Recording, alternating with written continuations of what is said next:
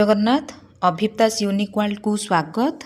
आपण माने देखुछंती Odisha school education program authority चिट्ठी लेटर नंबर रही 13,000।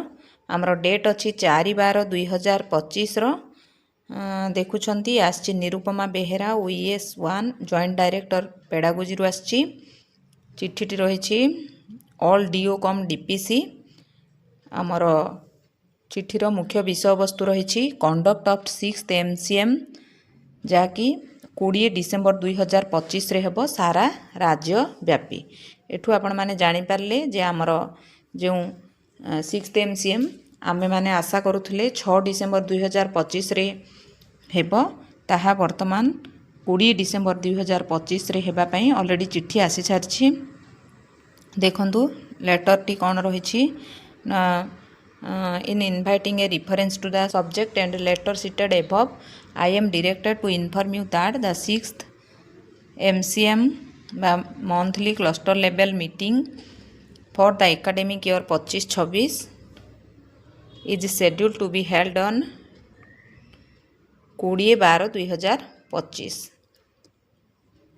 जहाँकि आमर रही 3rd सैटरडे डिसेम्बर 2025 एही मीटिंग रो मुख्य लक्ष्य कौन अच्छी ताहा एही पैराग्राफ रे वर्णना करा जायछि। एही जो MCM रे आमर पंचम एवं अष्टम श्रेणी रो जो एनुअल एग्जाम हबो ता विषय रे वर्णना करा जिवो।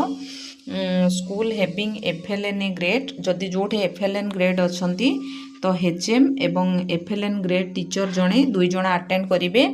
जदि जो स्कूल रे माने नॉन FLN ग्रेड स्कूल होइथिबो ताहाले the HM of concerned school must attend the MCM without fail.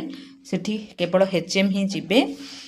तापरे post MCM orientation at school level MCM हेला परे विद्यालय रे हमर NCM आधारित आमर जो मीटिंग होउछि सही मीटिंग टी हेबो एवं पंचम एवं अष्टम श्रेणी जो शिक्षक शिक्षयित्री माने नेउछंती से माननकु नेकी गोटे ओरिएंटेशन प्रोग्राम हेबो।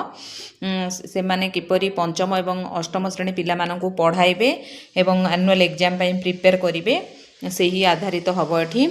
तेणु आपण माने देखुथिले लेटर टी जहा कि रहिछि मोटा मोटी भाव में 6th MCM को नहीं एठी गोटे विषय आपण माने जानि पारले जे हमर 6th MCM 20 डिसेम्बर 2025 रे हेबो। आशा करूछि वीडियोटी निश्चय भाव आपण मान पई हेल्पफुल हेबो।